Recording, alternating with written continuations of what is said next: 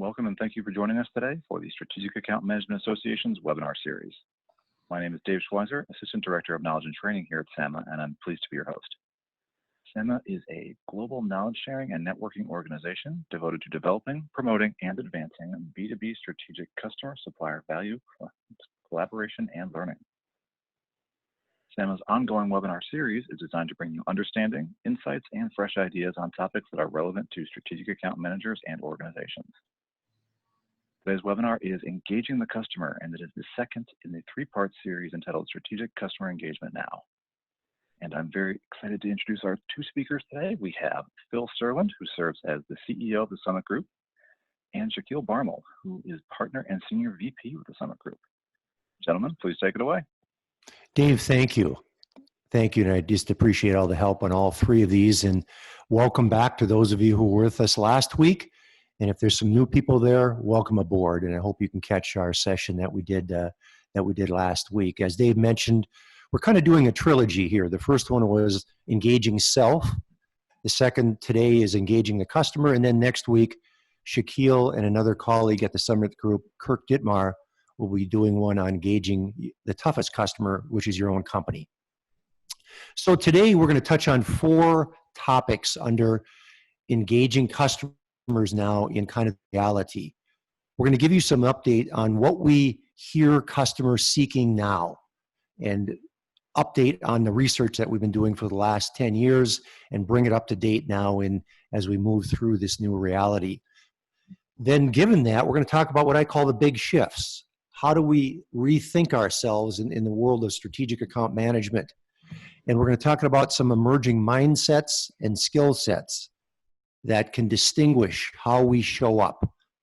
And then finally, want to introduce what I call a very important new practice area for strategic account management, something called business alignment.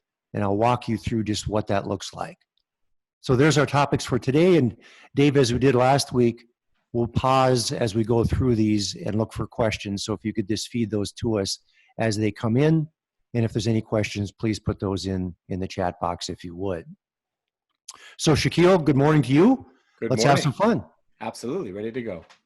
So before we move forward, for those of you who weren't with us last week, let's take 2 minutes and recap what we did in session 1. The core thesis of session 1 was very simple. You can't give away what you don't have. And if you're not a grounded person, then how can you be of value to others, both in your business life and in your personal life? So we talked about 4 core concepts. First of all, the concept of clarity.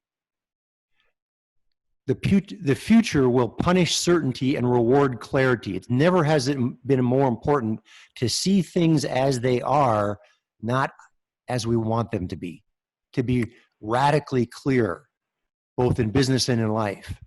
We also talked about the COVID crisis, both in our business and our private lives, reveal those things that have been concealed. And I challenged you all to a question of what's been revealed in your personal and business life that maybe needs to be addressed, because we all have that. Then we talked about, this has given us a great pause to take a step back and say, am I really doing my life's work?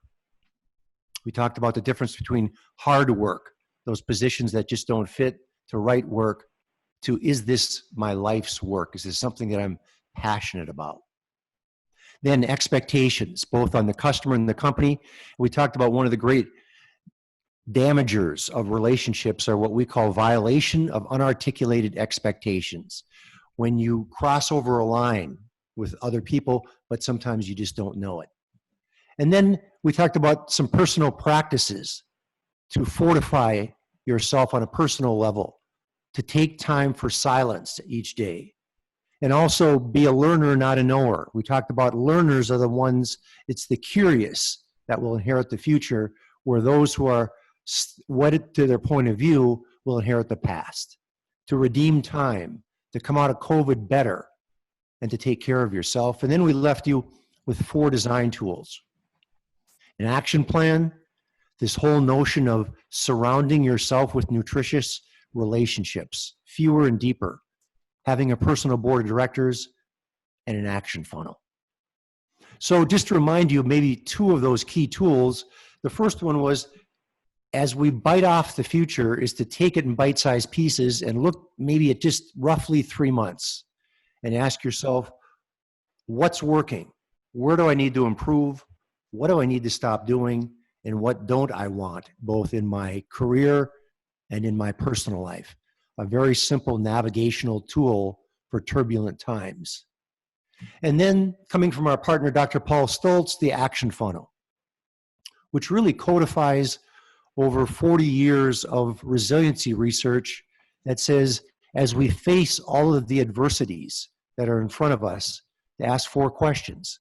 What can't we control? What can we impact? Because we can't solve everything. How can we learn by going through the tough stuff? And most importantly, what can we focus on right now?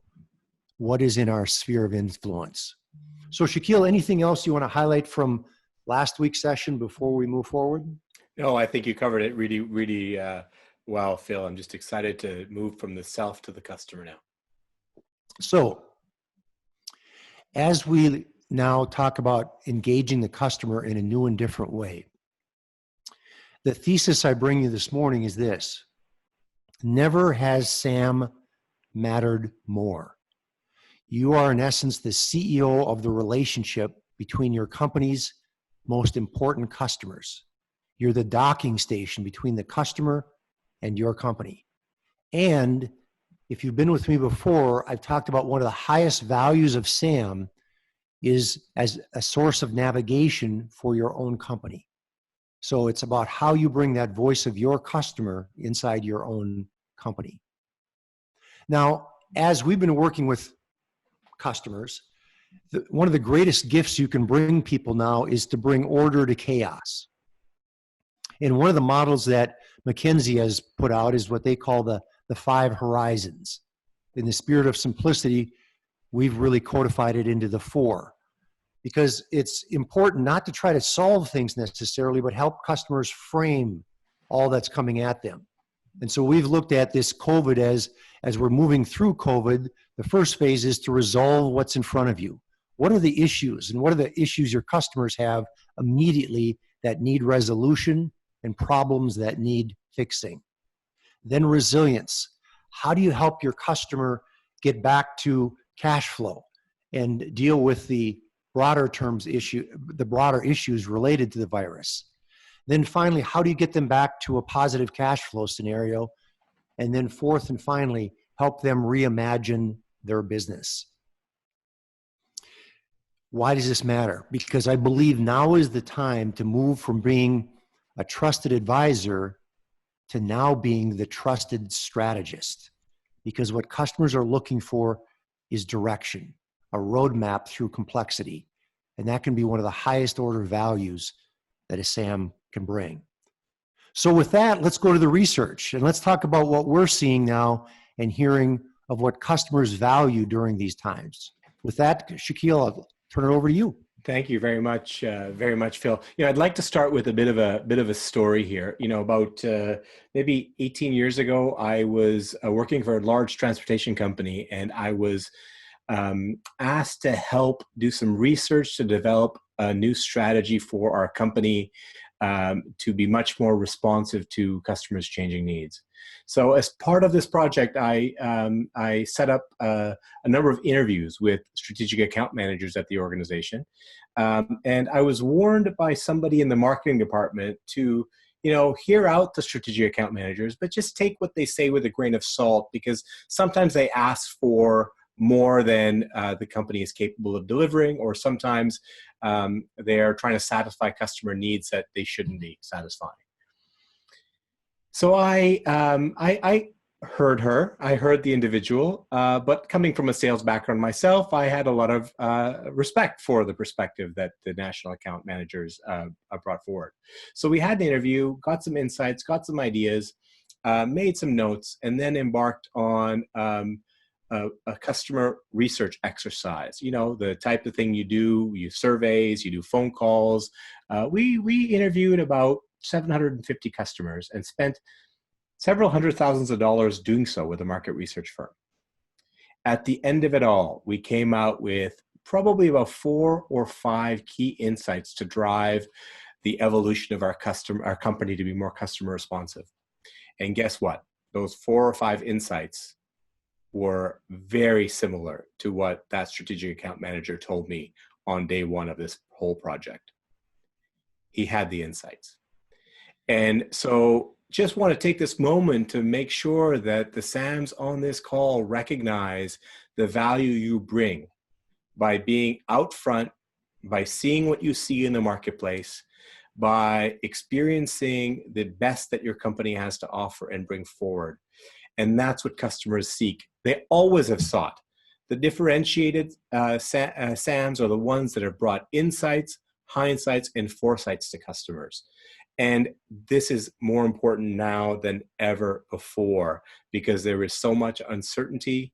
And as companies are trying to navigate the next chapter, it's really going to require you to bring all you have in these 3 areas. And I would say probably the most important are insights and foresights, but what you've learned from the past 10 weeks will also be important.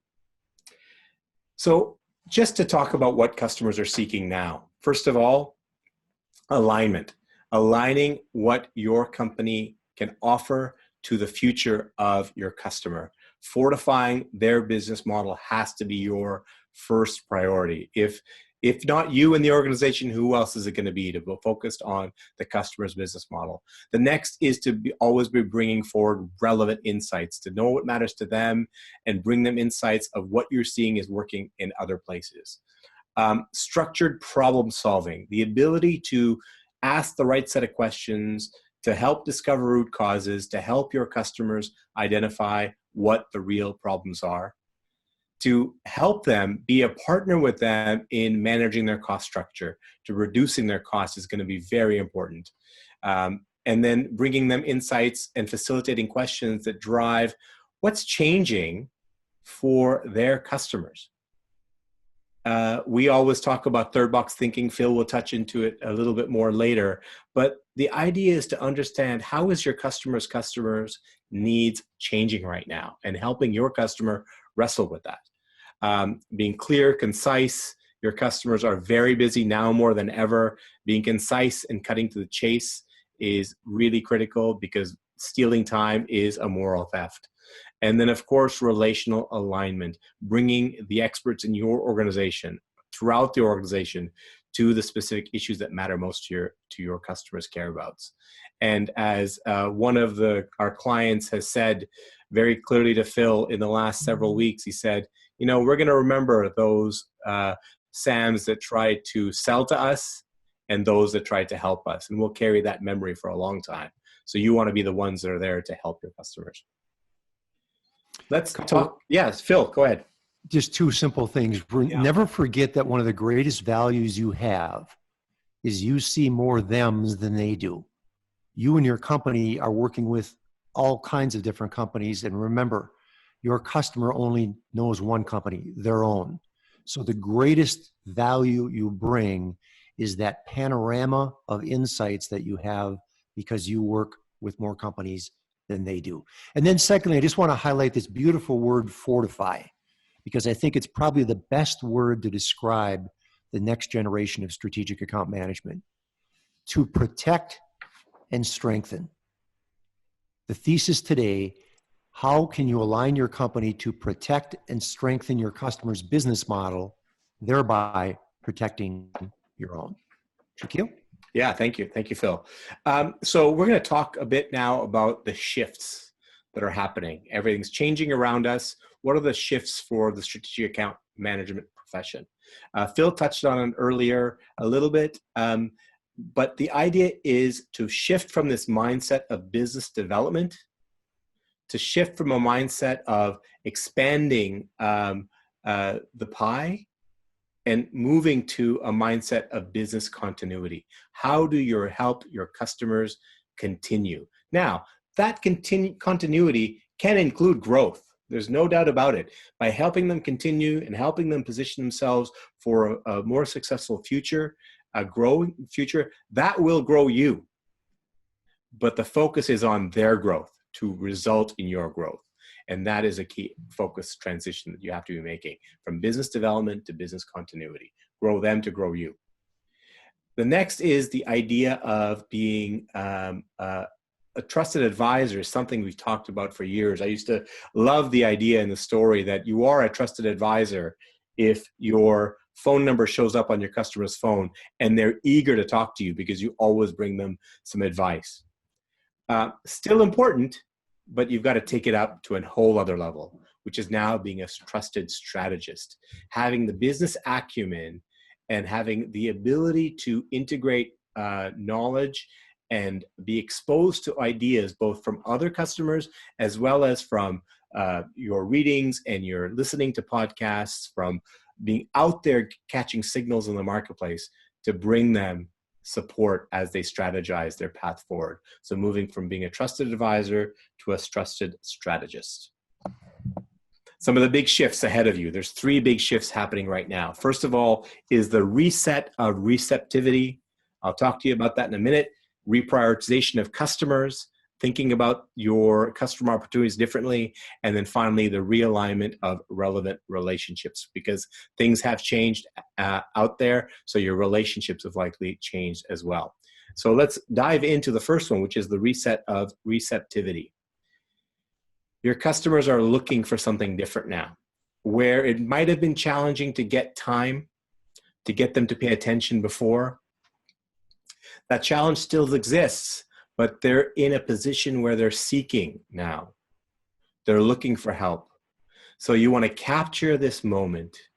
You want to be there to provide them the insights, be ready for their vulnerability, encourage safety, and be the one that can bring them these frameworks, ideas, and conversations to get clarity on the moment and to help them build that roadmap through chaos. They will be receptive to that. And this is a moment when you can flex those skills and be their person that provides them order in their chaos. Shaquille, this is probably the most prominent of the 3 shifts that I've observed in the last 2 to 3 months. Last week, I talked about COVID has been the great humbler of everyone. And what we've seen with customers is many have gone from what I call hubris to humility overnight. And they realize that they don't know a lot right now. And so the receptivity for direction and for roadmaps has never been higher. Absolutely. One client said strategic planning now is 90 days. I think that kind of represents the new reality. Absolutely. So they're open. Reprioritization of customers, reprioritization of customers. So just as your customers are going through challenges, so is your company, by the way, right? And so what might have been considered a really good opportunity in the past might not be a great opportunity in the future. It might be more than you can do. It might not be a good place to focus your time. And at the same time, customers that might have not been a good opportunity in the past might be one now. We think of customers in 3 categories, right? There'll be customers right now that are in a position of just surviving, focusing on what matters just to keep the lights on, to keep people employed, just to keep the money coming in and to conserve costs, focusing solely on managing risks. Then there's a group of customers of yours that will be striving. They see an opportunity. Yes, they might be struggling, but they're looking at opportunities to actually pivot, to actually maybe shift to new markets or pivot to expand existing capabilities into new products and service offerings to existing customers, but they might be striving to do something new. And then you have those that are thrivers. Their cash situation is strong, and they might have a business model that is either very digital or digitizable, and they're in a position actually to grow, fueled by the changes in the industry or marketplace. It'll be really critical for you to understand where your customer fits. Now, this is not all black and white. There'll be customers that are in the middle somewhere. It's a continuum, but understanding the mindset that both your company has and what your customer has will be critical to reprioritize. As we look at moving to that new future and identifying which opportunities to invest your time in working on, I think you have to look at it from 4 perspectives. how attractive is the business opportunity for your company? Are you in a position to actually help a company in a way that will actually not detract from your organization? Is it good business for your company? The fundamentals don't change, right? You still have to make money. Is it feasible? Can you do it? Does your company have the time, capability, budget, support, and resources to execute? Now, we're not saying to just say no if it's not feasible. You do have to ask the deep questions, because sometimes the things that your customers are asking for might be the thing that takes you in a new direction and opens up a new opportunity for you. So I'm not saying you say no if it's not feasible, but you actually have to look a little harder and make sure it's the right opportunity to move you forward. Differentiation. Can you actually be in a position to have your customers see you differently and gain mind share and impact? Ultimately, can you impact what the customer cares about most? The relationships may have changed. They may have shifted. You may not have the same players, right? Companies have gone through restructurings, depending on whether the company is a survivor, striver, or thriver. There'll be different positions in the organizations that will be considered important. Power dynamics may have shifted. And so understanding and doing a reset on who are the critical people to have relationships with, who do you have relationships with today, and how do you navigate to get those right relationships will be an interesting focus area for you to have. With that, we want to move into thinking about your profile.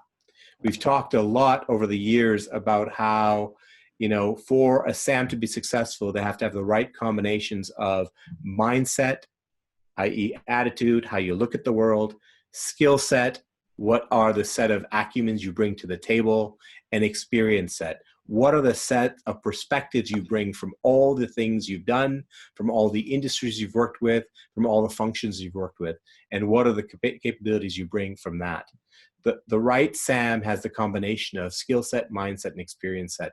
But there have been shifts and there have been changes. So Phil, can you tell us a little bit more about the shifts and changes you've seen for the next generation of the SAM profile? Yeah, I'll unpack those, and we'll give you kind of the 4 emerging mindsets and the 4 emerging skill sets. Before we do that, Dave, let's push the pause button for just a second. And are there any questions coming in, Dave, that we can address before we go forward? We do actually have a question here. When customers ask for more than your company is capable of delivering, how do you handle that so the relationship is not damaged, especially for desperate customers? Well, a couple thoughts there. Number one, honesty. Be clear on what you can't do. Be clear on what's not in your wheelhouse. Secondly, partnering. If you can find other companies that can fulfill that space where you can't, that's part of the solution. Or third, ask yourself, is this something worth fighting for in the inside of my own company? Maybe it's something where you do need to be playing, and that's part of the voice of the customer you need to be bringing. So is it worth the fight to see if my company could step up in that area? So honesty, partnering, and clarity, I think, are probably the best counsel on that question. Phil, the thing I think of there with that question is, just because you can't help, it doesn't mean you can't help, right? Just because you may not have the product or service that aligns with what the customer needs, it doesn't mean you as an individual can't be creative and find the right solution to help your customer. It could be partnering. It could be pushing your company to explore and experiment with a new idea. But being helpful is much more than delivering a solution to your customer. Dave, any other questions? We did have one more. And how do you develop foresights in times of uncertainty? Well, I think it's back to what lessons, what hindsights of the past are relevant to this future. It doesn't mean that everything from the past is relevant, but let's face it, over time, human nature doesn't change. And so I think the real thing is what wisdom of the past is relevant to this future right now. And one of the things we know for sure about human nature is 2 things. One, people seek clarity over chaos. And that gets back to being the great cartographer right now and kind of presenting that roadmap. It doesn't have to be perfect. I just call it the roughly right roadmap. And the other one is realizing that, remember, people never change. Since the beginning of humankind, people like you, but they love themselves. Self-interest will always prevail.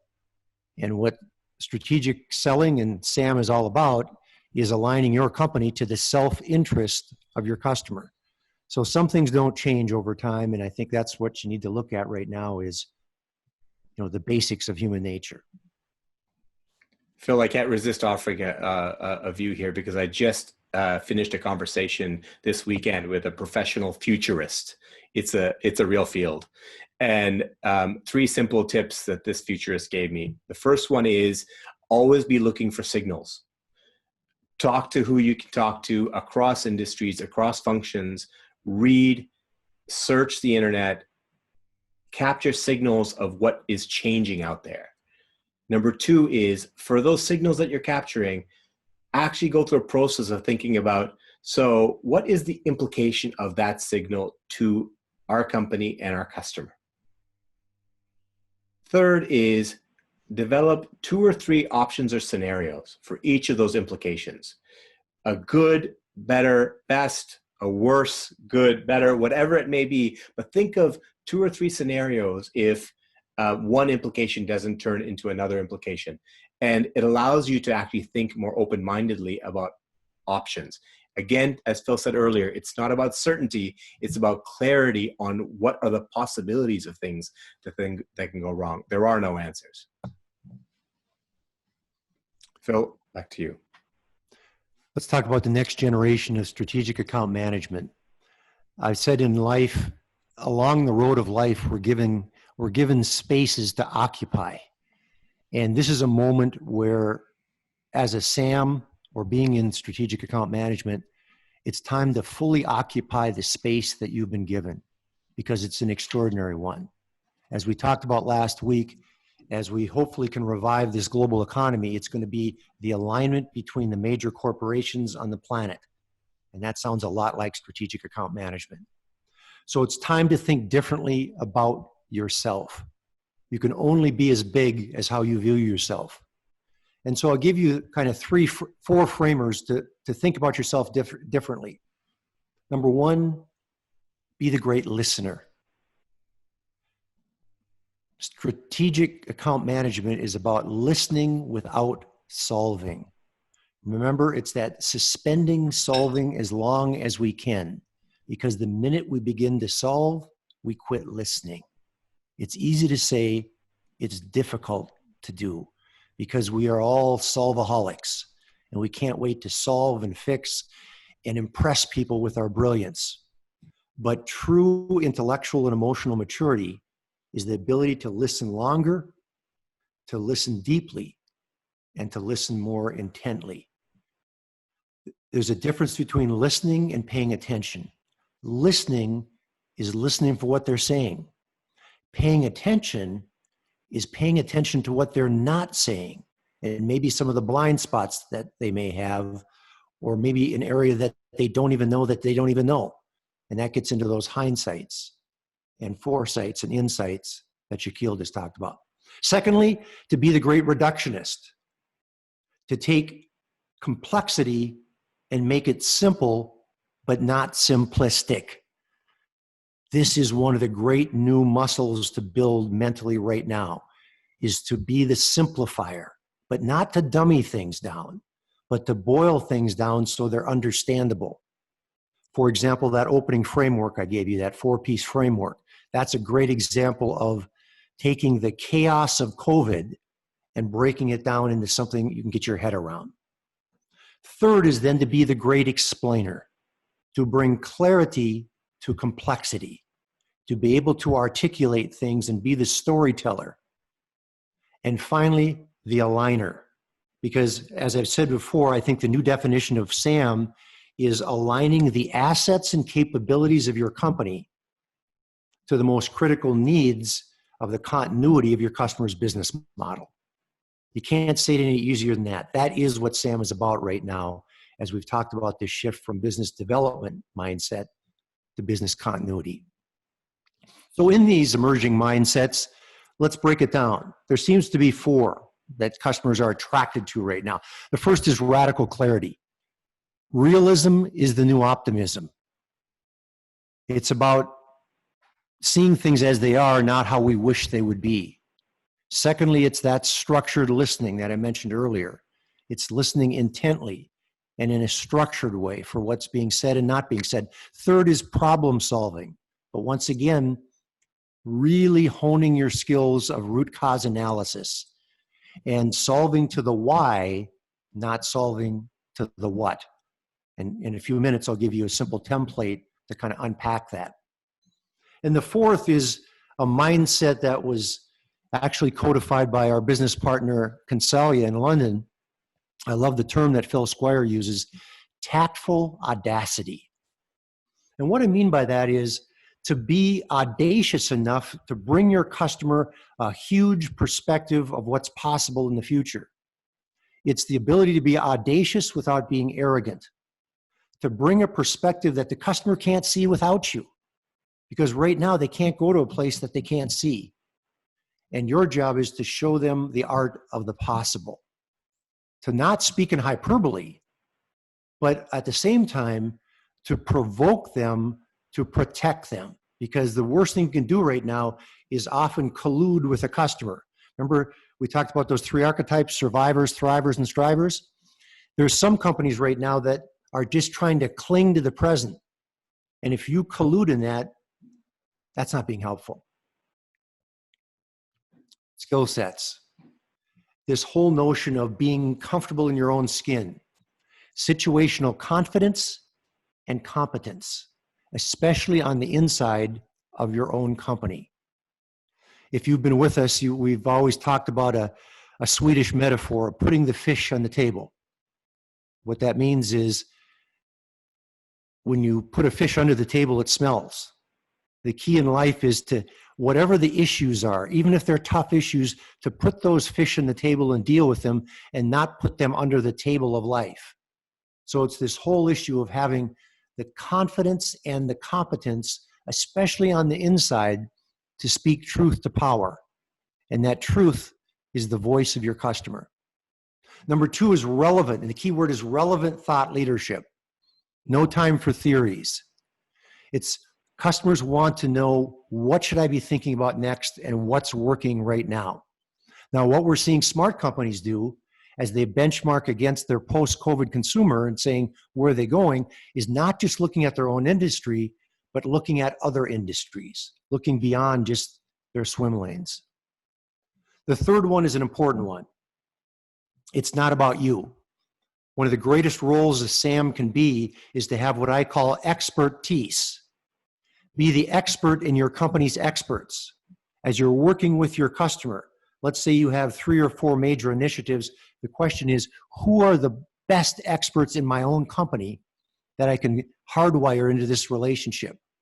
You can't be a subject matter expert in everything, but you need to be the expert in who the experts are within your own company. And then finally, to think like a financial analyst. Not all customers are worth it.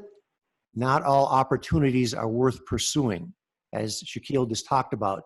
So this whole ability to major in the majors and not major in the minors, to not chase bad business right now, but chase business that's attractive and that's feasible for your own company.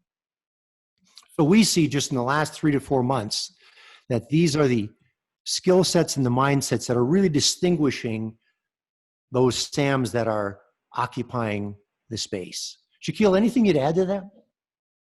No, I think you've covered it well. Phil, I think you did a good job there. Thank you. Dave, any questions before we finish up talking about this new practice area, business alignment? Any other questions coming in, Dave? We did have another question here. What if the customer needs to change, but that change is painful for them, or they just don't want to see it? How do you get them on board?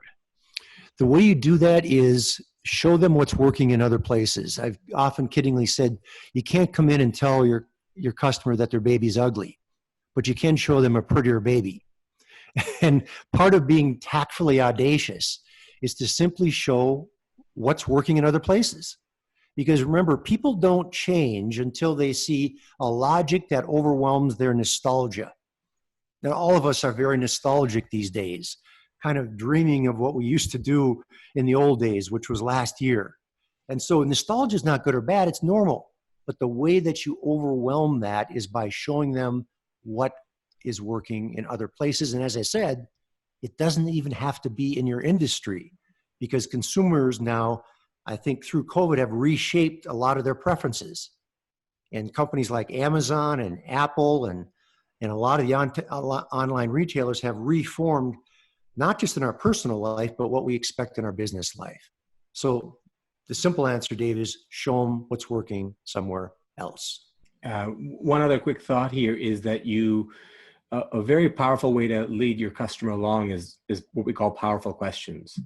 And a question that asks something like, what could your world look like? What could the future look like if you were to embrace new opportunities?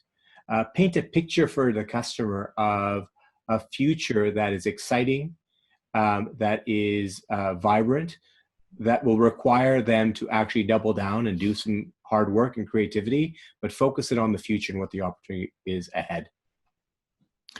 Also, going back to those archetypes, a survivor mentality, if your customer is that, be careful of those who talk about change but don't actually want to do it. I call them the pseudo changers. We had a customer once that said, I don't mind change as long as I don't have to do anything differently. Okay. So some companies are talking change, but at the end of the day, they're really still clinging to the past. And your job is, again, to loosen their grip on that nostalgic perspective. Dave, any other questions? We did actually have a couple of questions on a similar topic that I wanted to bring up. To summarize these, do you think that the physical visits will return with the customer? And if so, what's going to be the best approach when that does happen? Shaquille, your comments first, and then I'll weigh in. Yeah, really a clear answer to that question. I don't know. I think that's the key is, look, I expect and I am hopeful that live visits will come back. And I think the indications we're having is that they will come back. But I also think that there will be waves in the future where they may have to be curtailed again. So I think the new future is really about getting expert at doing both, at fully appreciating the value of the virtual experience and engagement and all the opportunities that virtual engagement brings to you. And at the same time, recognizing what is the best way to prioritize a face-to-face conversation. What is the most important thing to do in a face-to-face conversation? And back to that moral theft, don't ask for it if it's not going to add value. So I guess the short answer is you have to prepare for both. A world where there will be face-to-face and a world where there will be virtual, and learning how to use both together will be your success book for the future. And I would add, I don't know either, but I believe the future will be blended, and it'll be situationally where live will still matter deeply, because it's hard to build trust over a Zoom call. Physical proximity matters. The Medici effect. Dave, anything else? We did have one further question. I don't know if you want to touch on this. What are the latest trends? This is actually somewhat industry specific, so I don't know if you want to answer this now or save it for later, but what are the latest trends in oil and gas industry customers are adapting post-COVID? Say that again, Dave. What are the I didn't hear that. What are the latest trends in the oil and gas industry that customers are adapting post-COVID? Is this one that you maybe want to answer offline since it is industry specific? Yeah, I don't have any, specific salient answers on that specific industry. It's not a space we play in a great deal. Shaquille, any thoughts on that one? No, I'm sorry. Nothing specific on the oil and gas. Okay, let's close with a new practice area. As I said, we're going to introduce the first new practice area called business alignment. I'll spend maybe 15 minutes on it before we wrap up. And then next call, we're going to talk about business resilience, how you make your customer's business model and your own company's business model more resilient. But today, let me walk you through business alignment, because this makes sense. And this is what strategic customers are looking for right now, is to fortify their business model. So don't be daunted by all these boxes. These are just simply the wheel of logic that we do as we work with our clients to develop what we call business alignment dialogues with their clients. So I'll walk through this. I'm just going to give you a quick wine sampler of the logic and then some of the tools. But as you can see, it begins with stepping into the customer's business model, steps 1 through 4. Marinating in their world, what's gone on, how they've been impacted, how is their customer changing, and then beginning to shape what might their future business model look like, and then what are the potential challenges and opportunities, and then how do we future-proof it.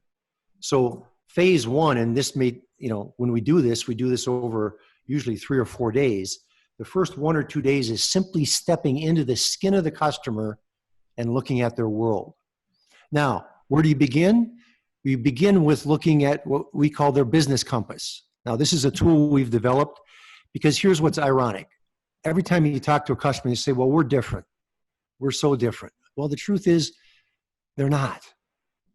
Every business in the world operates in many ways the same, because regardless of what type of business you are, you're doing what you're doing for 4 reasons.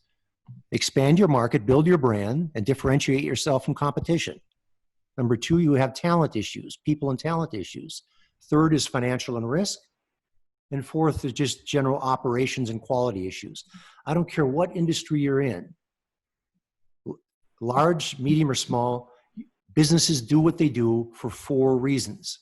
So the first thing is to take a holistic view of the customer's business and say, what's going on in each of these areas? What are the challenges? What are the opportunities? The next thing is one of our signature principles called third box thinking, which is not just to begin with your customer, but go a step further with their customer. Start with their end customer. Who's the market that they serve? And now in a COVID and hopefully post-COVID world, what will they seek and how does your customer need to reshape their value proposition? So this is going against the old days we talked about, don't be selling to me, be listening to me, but let's start in the third box and think backwards. How can you fortify their value prop based on the shifts that are going on with their customer base? So let's use this as an archetype now and think backwards. So let's begin in the third box. Who is your customer's customer or consumer, whether it's a B2B or B2C? What's been the impact of COVID on that customer? What do they now seek differently? And how may these factors change going forward? As Shaquille said, we don't know everything, but we need to at least be roughly right and begin to help them reshape the customer and consumer patterns that'll be shifting, starting in that third box. Then in the second box, as we look at their business, this is a structured way to look at their business model. So now based on where they are, what are their new priorities? What are their new initiatives? What are their new challenges? Most importantly though, why? Why is this a big issue? And then how are they going to measure success? Are they doing anything about it? If it is a major issue, are they doing anything about it? Maybe not. And then back to that relational alignment, who is leading this initiative? Because as we said, there may be a realignment of the relationships within your accounts because suddenly there's going to be different issues which require new relationships. So the archetype for your mind is 5 words. What are their issues? Why are they priority? How are they measuring it? What, if anything, are they doing about it? And who's leading it? Now, once we've gotten a bead on their current business model, what might it look like in the future? What's their vision? Where do they want to be in 3, 2 years? That might be too far out for some of the industries. In most cases, now we're looking at maybe 3 to 6 months. But what are the critical initiatives to get them there? Again, perfect enough. We're not going to know everything. But here's where we look at what are the opportunities and challenges that my customers facing. So it's very simple. It's just as an account team sitting down and saying, what do we think? It's almost like a SWOT analysis. Their opportunities and challenges are, why are they important? What is their priority? And how might they measure those? Now, here's the key on all of this. You don't have to be right. You just have to be roughly right enough, because the ultimate goal of this is to sit down with the customer and have a conversation. So this is not about messaging. That's meaningless. This is about alignment and listening, but you have to show up with a perspective and say, listen, we've been diving into your business model, and here's what we think. Remember the key word, we think are some of your challenges and opportunities, but we want to hear from you. It's a dialogue, not a monologue. So now, once we have a sense of where we think their business model is and where it's going, now we kind of want to, what I call, future-proof it. So metaphorically, you take your customer's business model and put it in a wind tunnel, just like they do with prototype cars, and let's throw all of the things that the future could throw at it against their business model. And to do that, we use what's called the PEST model, which is looking at what are all the political, economic, societal, environmental, and technological issues that could impact your customer's business model. It's a stress test. It's looking at all the variables that they may encounter. And then based on that, what are the potential disruptors for their business model, the impact, the risk, the opportunity, and the response? Once again, you're just developing a perspective here now, because remember, the end of all this is sitting down with the customer. So how are they going to achieve that future? Well, to do that, we call it a 3-2-1 roadmap. It's going out to the future and working back to the present. So it's just taking a look at what are their major initiatives, maybe out 2 to 3 years, and now let's work backwards to the present state so we know that our businesses are perfectly aligned and we're not focusing on areas that they don't care about. So here's just a simple example of what those might look like. And again, depending on the industry, it might be literally 9 months, 6 months, 1 month. It all depends on the customer and the industry, how far the horizon goes out. Ultimately, what we're looking for right now are what are the big fits.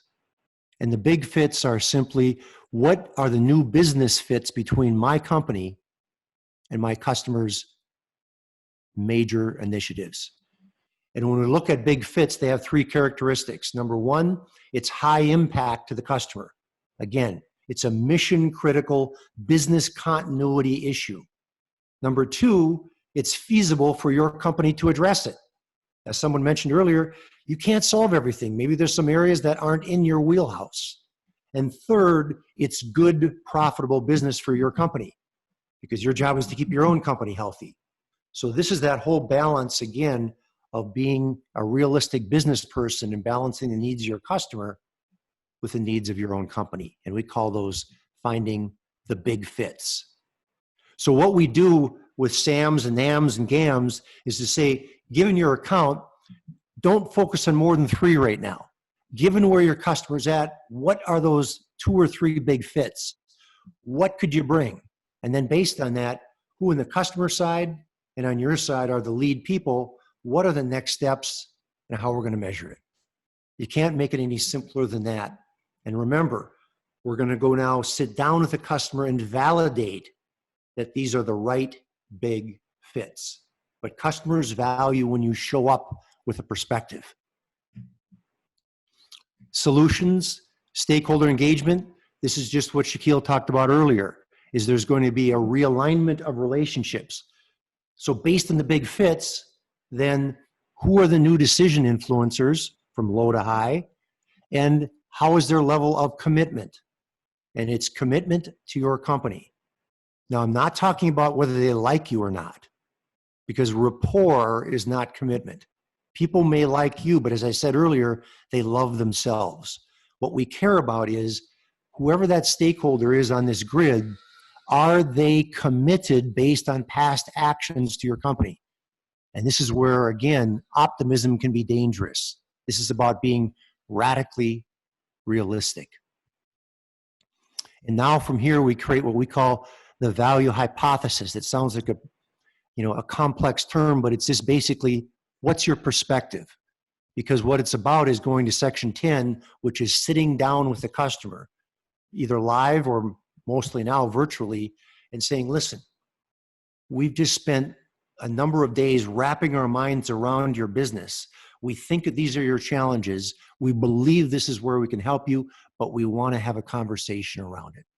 So basically, numbers 1 through 9 are all preparatory to have this dialogue or dialogues with the customer, because this is where the magic happens, because you get validated and you show up so differently than most other companies, which are still trying to sell as opposed to trying to align. And what comes out of that? It's a simple action plan. So based on what we talked about, what are the action items, who's responsible, and how we're going to get things done. Now, given the uncertainty out there, I would recommend doing these on an ongoing basis, just given the turbulence in the marketplace right now. Things will change quickly. And this is why alignment matters. You want to continually make sure you're aligned to what matters. And then it's sitting down with the customer in the alignment sessions. You can do these anywhere between 90 minutes to 3 hours and lay out what we've just talked about, and then agree on the opportunities and challenges. And the key word is agree with the customer. Because what you find is that the dialogue is as or more important than the outcome. Because it's in that dialogue where you can both share what's working and also listen to what they care about. And so in many ways, the dialogue is the value. And then finally agree on the big fits together. And again, those may shift over time. So there you go. And there's basically kind of the wheel of logic. Now, it's not that complicated, but it is kind of a logical approach, unpacking the customer's business, looking at their future, stress testing their future, and then sitting down with them in a structured conversation to validate that you're seeing their world correctly. Now, there was a wine sampler. Shaquille, anything you'd add to that wine sampler? No, I think you covered a lot there, and the only advice I'd tell folks is not to feel overwhelmed by all the tables and frameworks. Those are just tools, but the essence of this whole model is simply wrap yourselves around their world, take the time and invest in what's mattering to them, work backwards to imagine what you can do to help and articulate what you can bring to them in a way that demonstrates value. Do it collaboratively. Do it internally first, engage your customer, and then do it collaboratively. And that's what's going to be required to continue to help and with the business continuity of your most important customers. And here's the observation I've had as we're doing this with our clients and their customers. I want to say this carefully because it's going to sound almost like a contradiction. Steps 1 through 9 here are really the preparation. I call it like a golf swing. It's the backswing. It's the preparation. Step 10 is the contact with the ball or the customer. Here's the irony. You spend a lot of time really preparing and diving into their business model, and you show up with a perspective.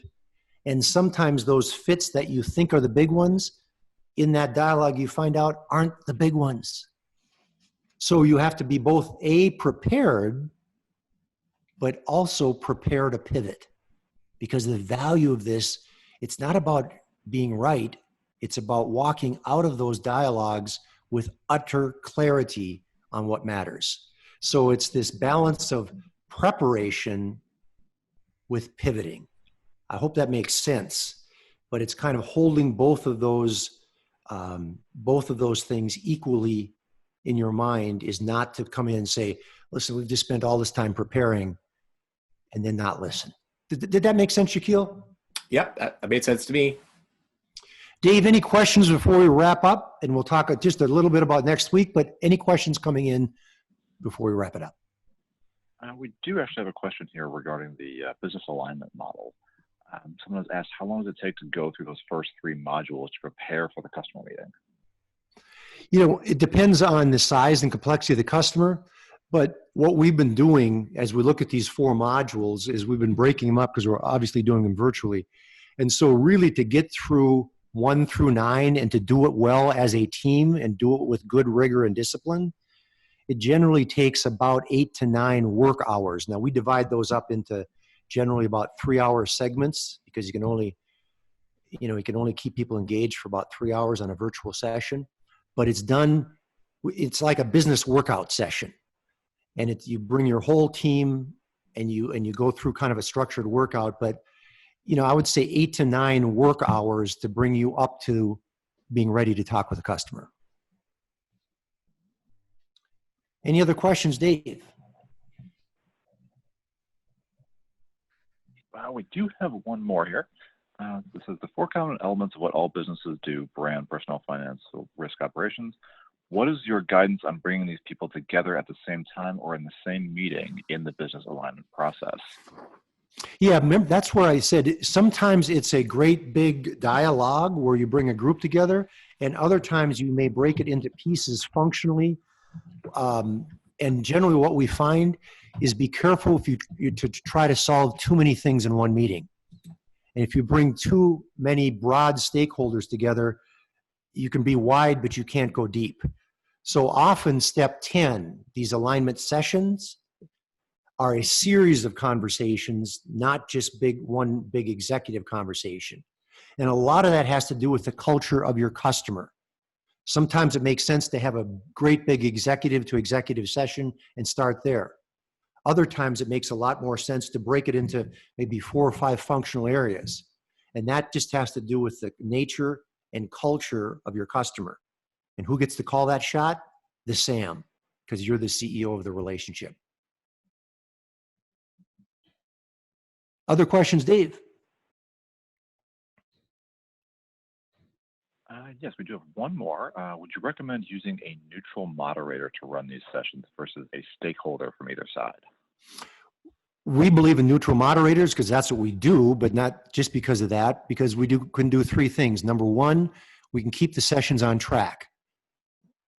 Often these can become what I call verbal oil spills. So number 1, pure facilitation. Number 2, we can capture and codify the output. And number 3, often because we're outside party, we can ask questions that sometimes the SAM or their team don't want to. So we bring kind of this external objectivity, and also by doing that, it's really bringing a sense of nobility to the conversation, and you're showing the customer you're bringing rigor and discipline to the relationship. Anything else, Dave? That seems to have been our last question. So, gentlemen, thank you very much. Speaking of questions, I'll leave all of you with 3 questions. Remember I talked about this is your time. So the question is, are you fully occupying the space you've been given now in this rare moment as a SAM? And then as we went through these mindsets and skill sets, if there's one mindset and one skill set that if elevated, which would help you most right now? It's upgrading your personal operating system. That's where I want to leave you. So I hope this has been helpful, and I'm going to turn it over to Shaquille to give you a 90-second preview of next week. Shaquille, you might be on mute. Yeah, I was on mute. Sorry about that. Yes, really excited about our next session to bring us round to home on this topic of engaging self, engaging customer, engaging company. And I'm really excited to partner with our Summit Group principal, Kirk Dittmar, which is our resident expert on helping to manage the box inside, and that is your company. So next week, we'll be talking about your role, the SAM's role in helping build the resilience of your customer's business model and your own company's business model, aligning the box inside your company to be more responsive to the needs of your customer, and then the acumens that you can develop to improve your brand positioning within your organization to be more impactful out there in the marketplace. Looking forward to talking to you then. So next week is about the toughest customer, your own company. So Dave, thank you, and thanks for everybody out there for joining us this morning. We hope that this has helped. And Dave, I'll turn it back to you. Thank everybody so much.